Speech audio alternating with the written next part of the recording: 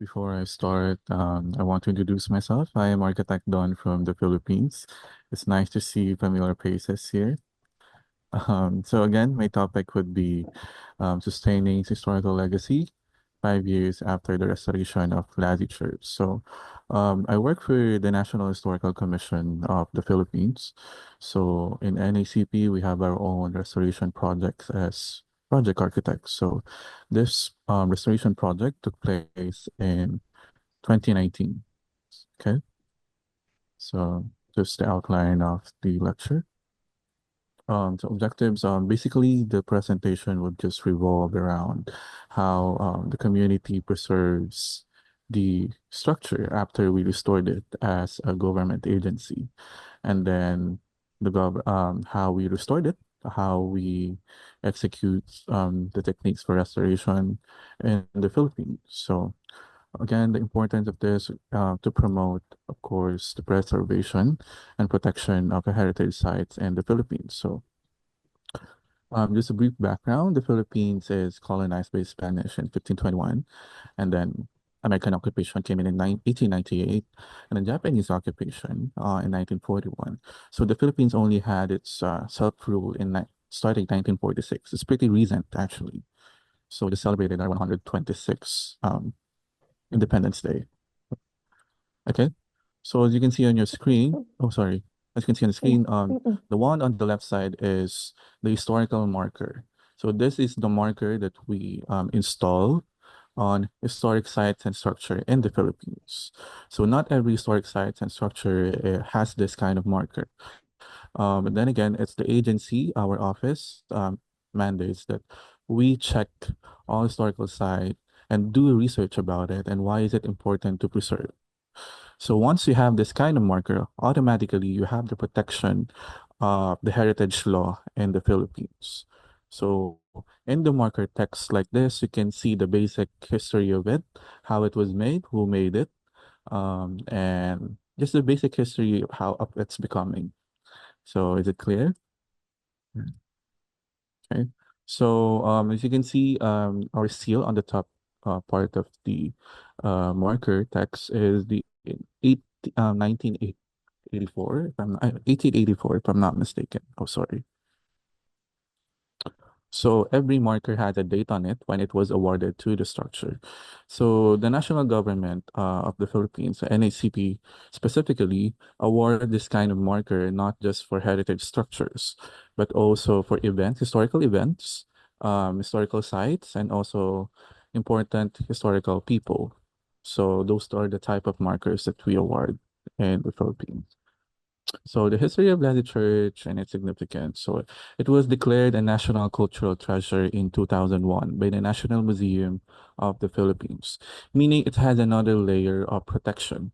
So when you say it's a national cultural treasure, there's another set of rules and guidelines applicable to you when it comes to restoration, preservation, and then the budget allocation from the government.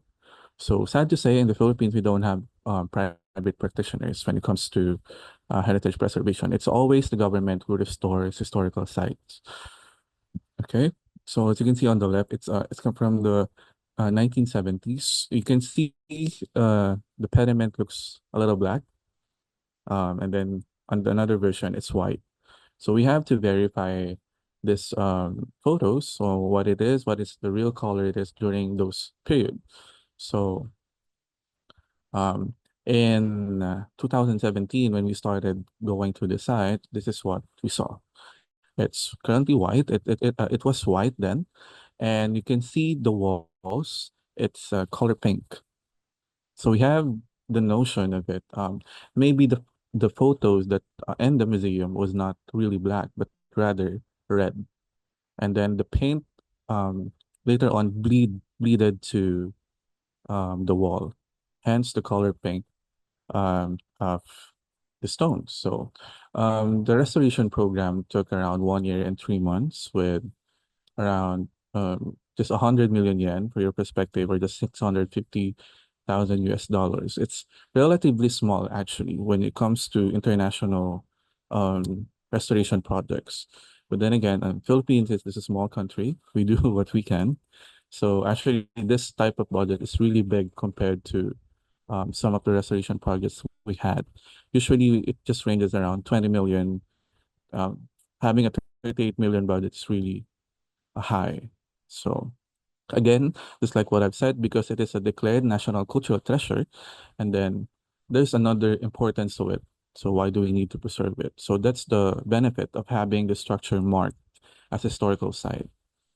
So, and the challenges is again, um, the Lazi or the municipality of Lazi is located in the island of Siquijor. It's a remote island in the middle part of the Philippines. So the closest city that you can go is the Dumaguete City, which will take 45 minutes via ferry boat. But if you're gonna take the big boats to have your materials delivered, it would take 2 hours.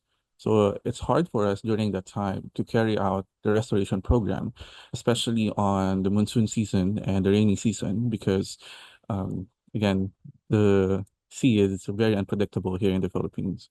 So uh, again, so challenges during the restoration is finding the authentic materials used in the construction of this church. Coral stones or coral blocks are illegal to mine now, so we cannot really outsource coral stones. So what we do is find the similar um, material, which is lime. So we considered using lime blocks instead of coral stone. So and that's how we actually bargain when it comes to authenticity of materials here in the Philippines. We try to find the closest material possible on the original. Okay. The next one is kamagong wood. Kamagong wood is a type of ebony wood. It's a true black wood actually. So it's really hard to find this type of trees. Again, this is a high price tree. Since it's an ebony wood, it's a very, very dark and it's very, very strong. Again, it's illegal to purchase this type of wood again, and as well as the Molabe wood. So I'm gonna give you a picture, an example where it was used. So again, during the inspection in 2017, before we carry out the restoration program, we check on the structural defects of the church.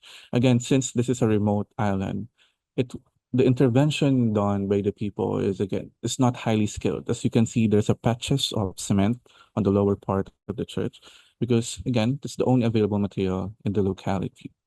So they don't know how to use some again the lime mixtures that I just said. So again, structural stability is our major concern when doing the restoration program of the structure. So this is the interior. As you can see on your left screen, there is a rebar exposed. So it is a twisted rebar, meaning that specific part of the church was reconstructed during the American period. How can we say? Because in the Spanish period, we don't have rebars. So only when the American period settled in the Philippines, they introduced the use of twisted rebars. So now we actually get the timelines of if the structure has been touched or not touched by other entities. So again, you can see in the interior, as you can see on the top, there's a metal sheet roof, ceiling. So it's not the typical wood ceiling that we see in the churches here in the Philippines. It's quite different. So this is the altar part before the restoration. As you can see, the green parts on the wall indicates there's a moisture seepage from the underground up, meaning the wall could be very dry. That's why the wall tried to seep in water from the ground. So hence the algae bloom on the walls. So, here you can see the flooring. This is one of the most important feature of this structure. You cannot see this kind of floor pattern anywhere else in the Visayas region. So you can see the two tones, the different tones of wood, the black one and the Malave one. So again, that's our challenge. We cannot really replicate those materials anymore. So it's hard for us to replace this. So you can see there's some inscriptions on the wall that we cannot identify, sadly, because some of the historians said that maybe this is just an artist's interpretation of what an interior design looks like way back then in the Spanish period. We checked on the historians, and they can't really identify this type of writing on the wall. So on the left side, on the right side, that is the sacristy where the church parish priests change clothes. So what we did during the restoration is we actually created our own workshop on the site because it is not really logical to actually bring materials from Manila or from the capital city every now and then. So we actually need to create our own workshop, source local hardwood from the locality. So they have their own local hardwood, and the stakeholders actually said that they agree that to use those kind of hardwood instead of procuring the hardwood that I've mentioned before. So what we did is we dismantled all the flooring. As you can see, highlighted on yellow is actually a depression on the soil. So from the retablo, which is farthest on the picture, from the entrance of the church, there is a deep excavation. We don't know why is it there. So um, we assume that this is where the water retention takes place. It's the reason why all of the walls are green now. All of the walls has algae because of the water retention here. So what we did is we leveled the ground, and then we introduced polyethylene sheets to actually block the moistures coming from the ground, and then covered it with crushed coral stones, which is actually the island of Sikihor is made of coral blocks actually. So you can really find some coral blocks just laying around. But then again, we cannot really purchase it. So we asked permission from the local to actually use what's the remaining crushed coral stones around the area, just for the sake of the authenticity of using the authentic materials in the restoration program. So here, before dismantling, we try to label each part, each planks, so that when we again restored it, it's the same place because not all the planks has share the same size. So you cannot just randomly put another plank after plank because it's a chevron pattern. So the one on the left and the one on the right has the same size, but it doesn't mean all of the planks share the same size. So you can see all the old nails that we use. Some are wooden pegs. You can see it's a Spanish nails that was used during the construction. Mm. We also did material testing for some of the altars. We found out that originally, some of the altars were cladded with gold leaves. So when we did the restoration program, we tried to incorporate using again the gold leaves. So the National Historical Commission of the Philippines has its own laboratory where we actually test materials. So now, you can see here, the original part of the roof is short span, but we now use a longer span, which is a special size of roofing so that the maintenance of the church, the upkeeping of the church will be easier for the locality. Again, this is much more durable. Again, this is a remote island in the Philippines, and the local doesn't have any funds for it. If ever there's a roof leakage, a major roof leakage or roof damage. So the government introduced a new material, a longer span GI sheets, which is pretty thick to actually withstand major typhoons because you all know we are the frontier when it comes to typhoons. So it's really important for us to consider this kind of using this kind of materials. So as you can see, during the restoration, we did not um, replace all the ceiling. We only tried to patch the metal parts that's actually damaged by rust. So we hired a local artist to mimic the paint from the ceiling. And at the same time, on the left side, there you see the restored flooring, uh, the church. So you can see those are not the same size. Some are thinner, some are a little bit bigger. So there. So we also did mock-ups of the finishing. So these type of decision making, we consult the local because once restored, everything will be turned over to the local community. So we want to consult them what they want, what do they feel as authentic as they feel upon using it, so that again, we are awarding this, or we are preserving this, not for us, not for the government, but for the local community of Lazi, which is again a remote island in the Philippines. We did mock-ups of lights. So the cleaning of the Sorry, vegetational Donking, I'm growth. going to have to ask you Yes. to get close to wrapping up if Okay, you can, sure. please. Yep. So this is before and this is the after restoration of it. As you can see the difference. It is now. So it was before the turnover. We also did um input a solar panel system, because again, it's needed on the island. So 2024, this is the current condition of the site. It's still well maintained, which is we are grateful for the community that they are still maintaining it really, really well. So this is 2017, 2019, and this is 2024.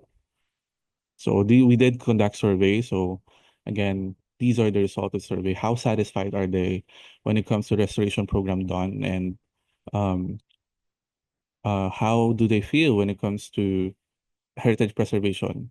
The importance of it. Why do the local is the first agent when it comes to heritage preservation? And they seem to all really, really appreciate it. Actually. So yeah. These are just the commentaries from the local community. So I won't read it all, but then again, they're very thankful to us. So the only thing that they request is from time to time, the local government conduct a training, a capacity building for them to actually they'll be the ones who restored it and not really ask for the government help when it comes to maintaining the site. Okay. So the recently we did the capacity building, which was done in August this year. So every local, as you can see, is very eager to learn. So again, this is it. Thank you. Uh, this is taken in 2019 when I was still young. This is actually my first project in NACP. So yeah, thank you.